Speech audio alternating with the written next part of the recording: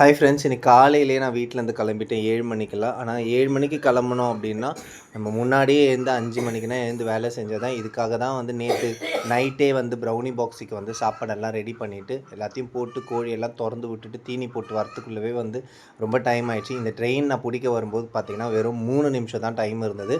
இந்த ட்ரெயினை பிடிச்சா தான் நான் வந்து ட்ரெஷரி ஆஃபீஸ் போயிட்டு வந்து அம்மாவோட டாக்குமெண்ட்ஸ் வந்து கொஞ்சம் சப்மிட் பண்ணணும். இந்த மந்த் எண்ட், அதாவது இன்றைக்கி 30ஆம் தேதிக்குள்ளே வந்து செப்டம்பர் 30க்குள்ளே வந்து சப்மிட் பண்ணி ஆகணுன்றதுனால இன்றைக்கி போகிறேன், கடகடன்னு போயிடுறேன்.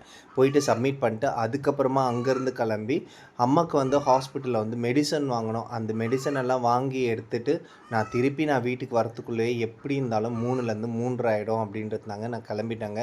அதுக்குள்ளவே வந்து அம்மாவுக்கு எதுவுமே செஞ்சு வைக்கல. அவங்க கேட்டேன், வெறும் ப்ரெட்டும் சுட தண்ணி மட்டும் வச்சுட்டு போப்பா அப்படின்னாங்க. மத்தியானம் வந்ததுக்கப்புறம் வந்து இளநீர் தோப்புலேருந்து பறித்து கொடு, இளநீர் வேணால் கொஞ்சமாக குடிக்கிறேன் அப்படின்னு சொல்லிட்டு சொன்னாங்க. அதுக்கப்புறம் ட்ரெஷரி ஆஃபீஸ் முடிச்சுட்டு வந்து நான் அடுத்தது வந்து ஹாஸ்பிட்டல் கிளம்பிட்டேங்க. இந்த வீடியோ உங்களுக்கு பிடிச்சிருந்தது அப்படின்னா வந்து ப்ளீஸ் லைக் பண்ணுங்கள், ஷேர் பண்ணி நம்மளோட சேனலை வந்து சப்ஸ்கிரைப் பண்ணாமல் இருந்தீங்க அப்படின்னா சப்ஸ்கிரைப் பண்ணி சப்போர்ட் பண்ணுங்கள். ரிட்டன் ட்ரெயின் பிடிச்சி நான் வீட்டுக்கும் கிளம்பிட்டேங்க. வீட்டுக்கு போயிட்டு அம்மாவுக்கு இளநீர் படிச்சுட்டு அதுக்கப்புறமா ஒரு vlog போடுறேன். பாய்.